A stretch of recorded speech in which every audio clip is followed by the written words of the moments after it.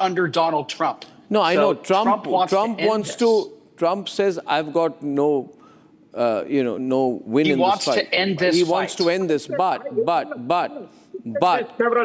it will be seen, the sum total, the point I only disagree with you, Matt, and I want to bring in Tatiana on this, is that when two leaders meet and they go to one place, it may be a military base in Alaska, there are two individuals. As much as you may try to downplay it, the world will ask a question: which of these two personalities walked away with a win?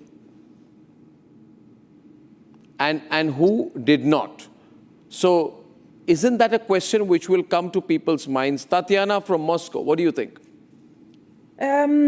It's a challenging question, Arnab. I think that the fact that the two are meeting already kind of sets a picture of the fact that there's going to be a negotiation. There's not going to be a clear win. But also, the positions that they hold are not that far apart. This is why, and I find that you remember when they announced the summit, the reaction that Vladimir Zelensky had to this. Yeah, the rant that he went on, and that was a very good portrayal of how things stand. Donald Trump, and I've said it before, he's not interested in Ukraine in terms of there's literally very little money to be made at this point. They've literally sold everything that they could already to Donald Trump. It's not really a market.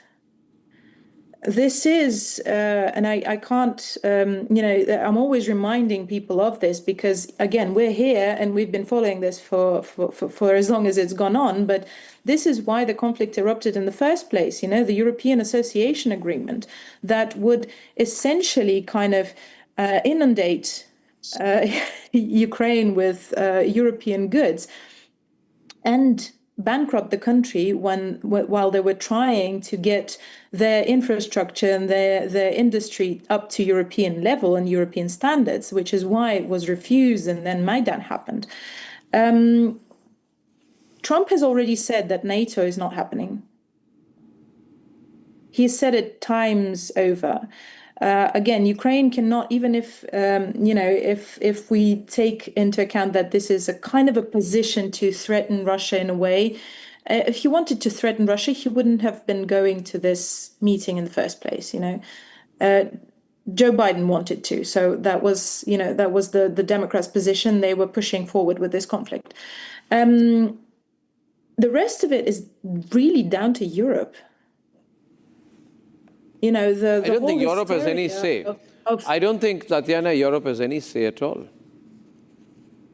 No, I'm not saying that they do have a say especially in the meeting between Donald Trump and Vladimir Putin. We are very clear. These are leaders of two huge and powerful nations. But I'm saying that the rest of the issues, the whole hysteria of Russia wanting to allegedly recreate Soviet Union and yada, yada, yada, yada, all of this media nonsense. This is not American nonsense. The America under Donald Trump doesn't push this agenda. And even if it was, why do the Russians love Donald Trump so much? I can tell you why. Is it because he's negotiating on your behalf? Sorry? Is it because he's negotiating on your behalf? No, she said the truth. I don't believe he's negotiating on Russians' behalf. Donald Trump is thinking about one thing and one thing alone, and it has been all this time. It's about money. And I've said it before on this show as well, this is about money for Donald Trump. And it's a very clear and understandable position.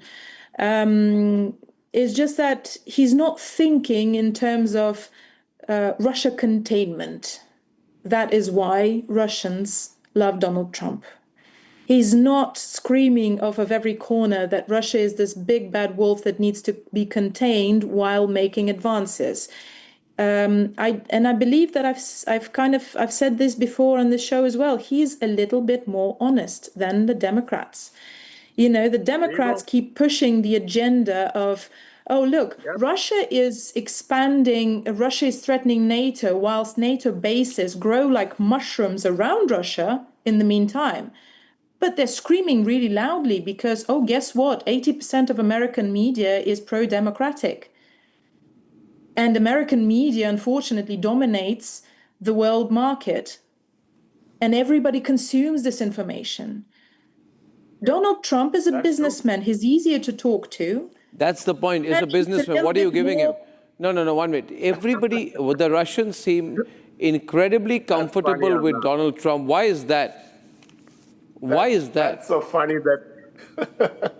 No, but you see the amount of advocacy the Russians do for Donald Trump. And Alexander. I've missed a lot, huh? While I was not. Arnab, you know why, right? Because she made it very clear, Arnab. Arnab, she made it very clear because Russians know the war